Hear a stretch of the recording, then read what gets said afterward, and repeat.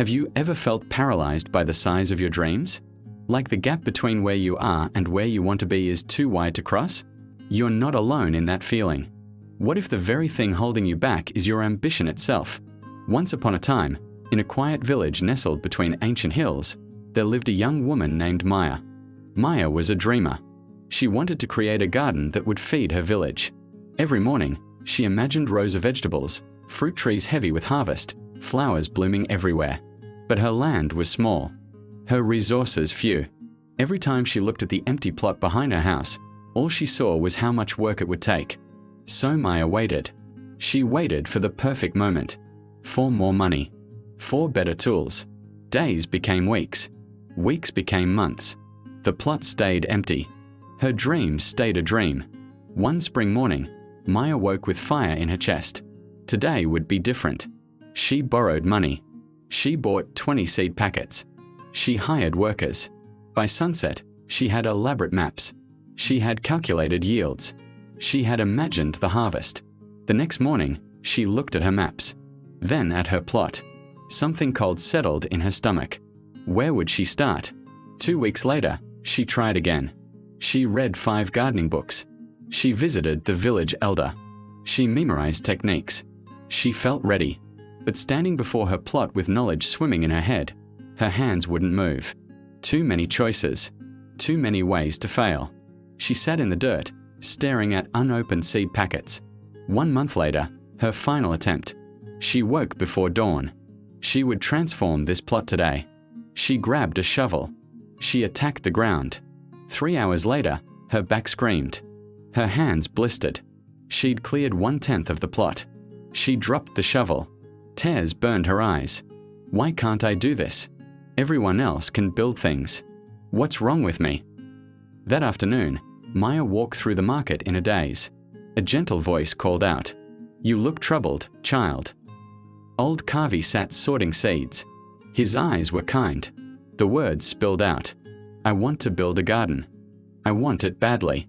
But every time I try, I fail. I plan too much. I try everything at once. I end up doing nothing." Kavi nodded.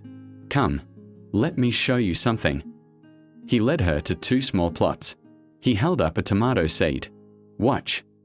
He knelt at the first plot. He dug a hole with his finger, placed the seed inside, covered it, poured water. Done. He walked to the second plot, stood there. "Now imagine I'm thinking about planting 100 seeds, planning the perfect layout, worrying about soil, calculating the harvest. Hands empty. What have I planted? Nothing." Exactly. In one plot, a seed grows. In the other, only dreams. He turned to her. When you wait for the perfect moment, you choose nothing. When you try everything at once, you guarantee nothing. Small action beats perfect planning every time. He held up another seed. This doesn't worry about becoming a massive plant. It just does the next thing. Cracks open. Sends down a root. 1 cell at a time. That's how anything great gets built. He placed the seed in her palm.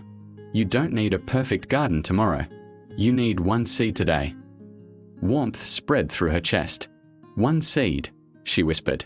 That evening, Maya didn't plan. She walked to her plot, knelt in the dirt, dug a hole, planted 1 tomato seed, watered it, went inside.